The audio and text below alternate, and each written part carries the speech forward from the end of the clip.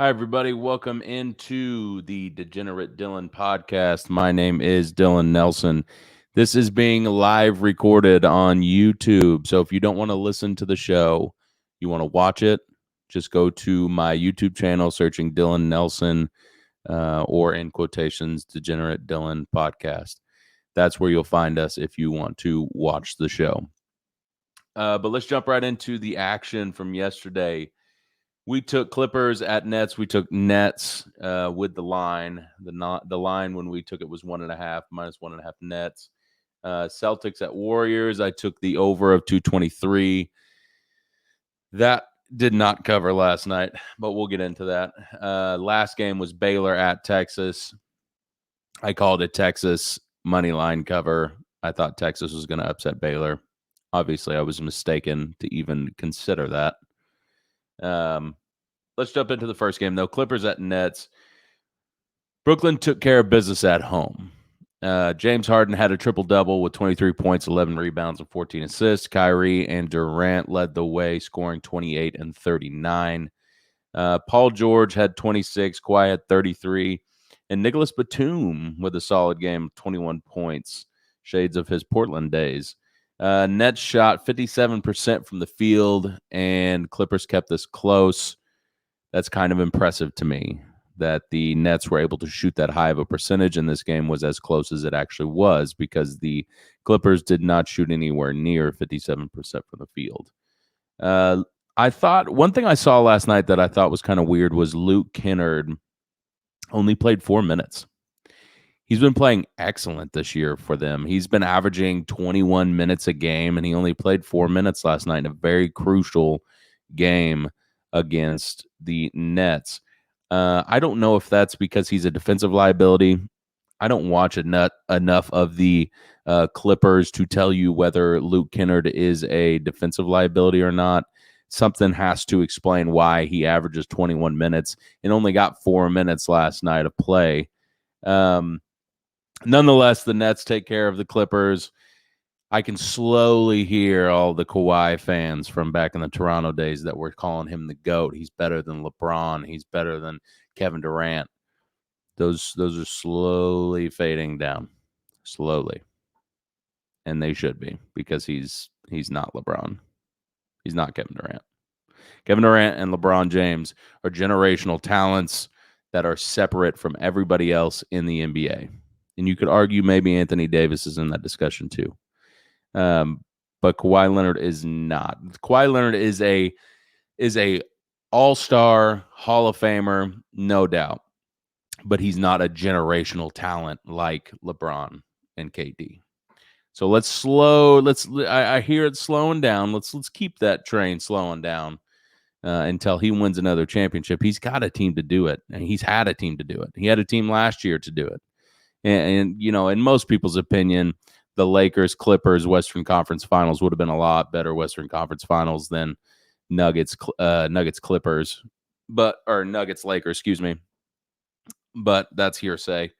If he doesn't make it to the Western Conference Finals this year, Kawhi's a bust. You've got the weapons to do it. You've got the defense to do it. So we'll keep an eye out on that. But yeah, Nets take care of the Clippers in Brooklyn. Second NBA game, also on TNT, also a big game, was the Celtics at Warriors. I predicted the over of 223 to play last night. It did not happen. I thought it was going to happen most of the game. Halftime was 52-52. I figured they'd come out, have a little bit more of an explosive second half, and cover that for me. It did not happen. They did have a little bit more of an explosive second half, but it wasn't as big as I needed to cover that over. But if you took my advice on the line, Celtics -2, that did cover. Final score was 111-107. So if you listen to me there, you might have made some money. I'm not, I don't get into the over-unders on these total point, wagers very often, but when I get a good feeling, especially I did yesterday about Curry being able to score a lot of points without Marcus Smart in the lineup for the Celtics, in which, Curry did. He almost had a near triple-double last night. He had 38 points. But when I get those feelings, I'll bet on the over/under. I usually stay, on the spread and keep it simple. I don't want to get too complicated. I don't do player props either, but we might get into a player prop episode down the road just for fun. We might do that for the Super Bowl coming up. Actually, I love Super Bowl player props. That's actually the one game a year that I really focus on, the player prop. So we might get into that with Colt when he comes on the show. But to get back into the Celtics at Warriors, Celtics did miss Marcus Smart defensive presence. This game really came down to the Celtics shooting the ball that much better. With a final score of 111 to 107, the Celtics just hit +1 against the Warriors in the field goal percentage aspect. This duo of Jaylen Brown and Jason Tatum could be a golden ticket for spread covers all year. This Celtic team is really good late in games. If they have the 1.5, 2 lines that you can find in most of the games they play against teams that are about of the same stature, I would take the Celtics in those games, depending on who they play against, of course. I mean, I'm not saying take Celtics against Brooklyn Nets, -2, because it's probably not going to be favored in that game. But against a team like Milwaukee or a team like Denver or like a second tier, not a first tier top team, but a second tier team, if they ever play those teams, and the line is 1.5, 2. Sorry guys, I got something in my eye. But if they played teams like that, I would take Celtics all day. They seem like they cover those spreads late in ball games fairly often. Moving on to Baylor at Texas from last night. Baylor controlled most of this game, as they have all year against most opponents, if not all their opponents. I thought at one point, I thought at several points, Texas could keep this a ball game and not necessarily let Baylor run away with it. And that was my thought process going into last night's game. But every time Texas seemed to get close, Baylor would run away with it. And that's all thanks to Davion Mitchell. He had an explosive night of 27 points, shooting 11-15 from the field. Anytime Baylor seemed to hit a dry stint and Texas would work back into the ball game, Mitchell would hit a 3, or he'd hit a transition contact layup to gain momentum. This Baylor team is the real deal, folks. Real deal. I mean, they might be my favorite right now. And if I had to fill out a bracket, if Joe Lunardi came out with a projected bracket today and I had to fill one out, I don't see how Baylor would not be winning my national championship. Yeah, Gonzaga's there. And they're number 1 team. Don't get me wrong. They're good. They're great. But Baylor plays in a real deal conference, in real deal games. This team is real. And I just don't see anybody beating them in the tournament, at least from what I've seen. But that all could change. March is crazy.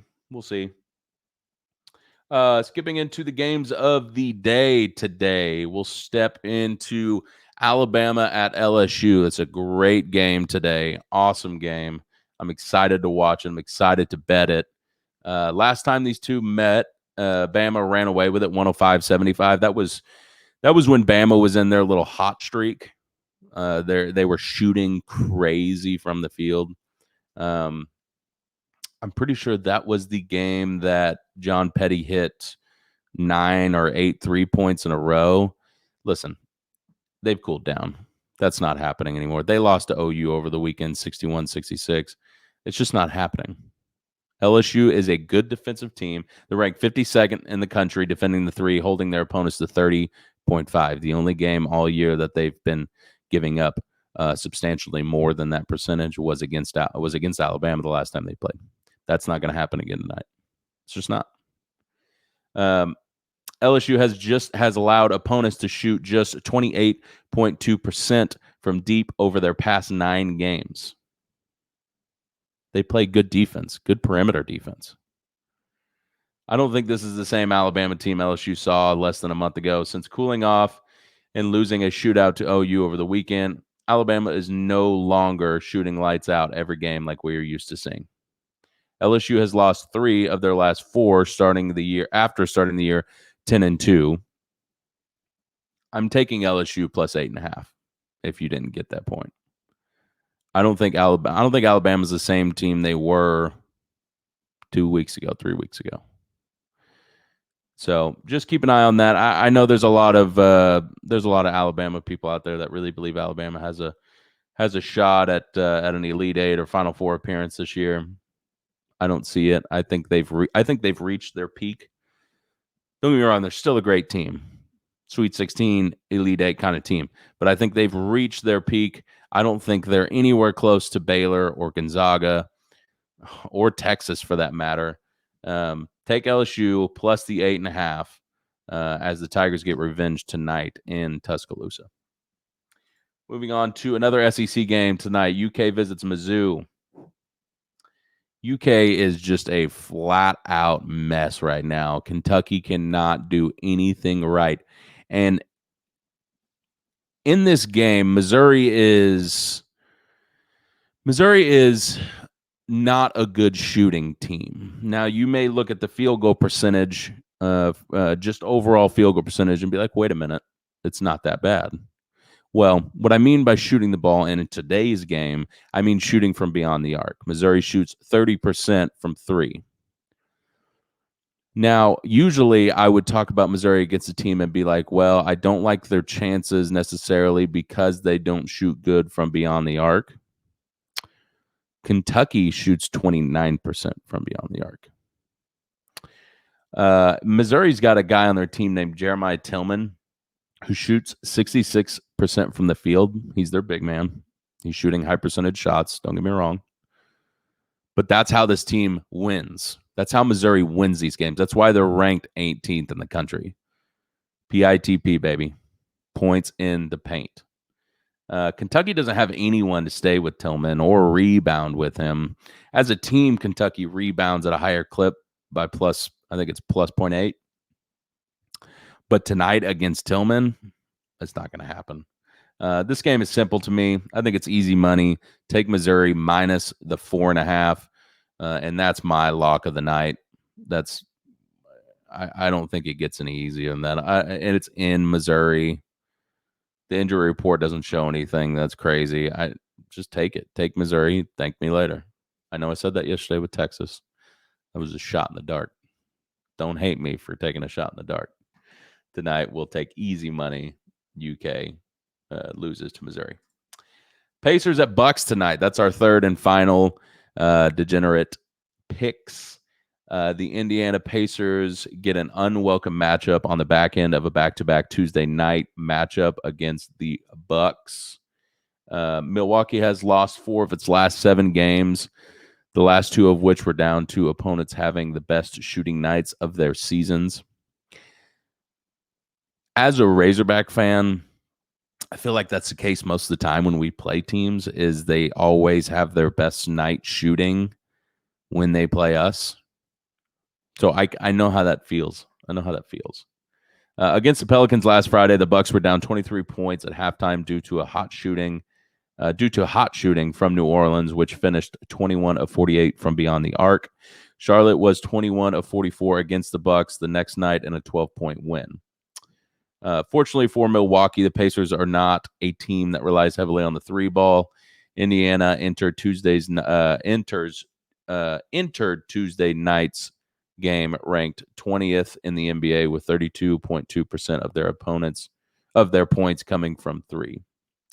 The spread opening at Milwaukee plus 8.5 initially seemed big, but it's very appropriate given the Pacers' struggle and a couple other factors. Listen, the Bucks are better than their record. I said that the other day. They're 12-8 now. They're still better than that record. They'll finish better than that. They've been a dominant regular season team for the past 3 years. Pacers don't have the weapons to stay with Milwaukee.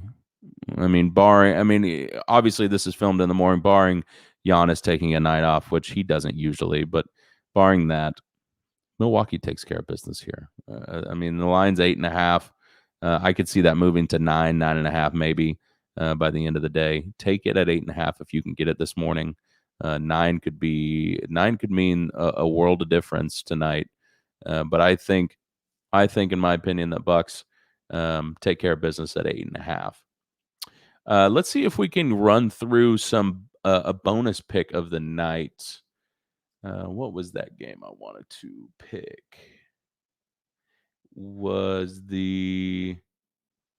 Hawks and Mavericks. The Hawks have a line right now of +2. It opened at Hawks -1.5. It's in Atlanta against the Mavericks, and they're +2. Take the money line and take your money. The Mavericks stink right now. They're trash. The Hawks are good right now. Yeah, they lost to the Lakers the other night. Well, who doesn't lose to the Lakers? Take your money, put it on the Hawks money line right now, because the line might move back down to Hawks' favor, and earn yourself some money. But that's it for me today, folks. I keep it short. I keep it sweet. I keep it simple. I hope y'all enjoyed this first YouTube broadcast. If you like what you saw, subscribe, hit the like button, comment. Send me some of your picks for the night, and what exactly what app you're using, or just whatever. Just communicate with me. If you like what you're hearing, it is the Degenerate Dillon podcast on all podcast platforms. You can find me. But yeah, that's it for me today, folks. I really appreciate y'all tuning in. We'll catch y'all tomorrow.